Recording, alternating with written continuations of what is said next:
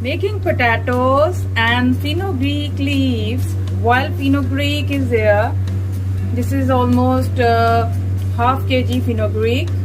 This is one small tomato, one small onion, half tablespoon coriander powder. We will add half tablespoon red chili powder, 1 tablespoon salt. This is fresh coriander and fresh green chilies. Now let's start it. This is heated.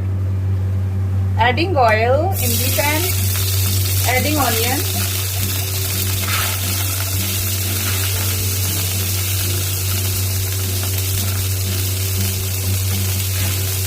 Brown. Now adding tomato.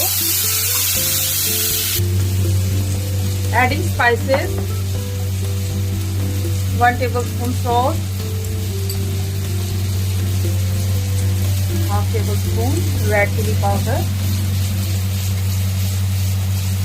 Half tablespoon coriander powder. Don't add too much spices. It will be quite unhealthy food for your stomach and health. Now adding boiled fenugreek,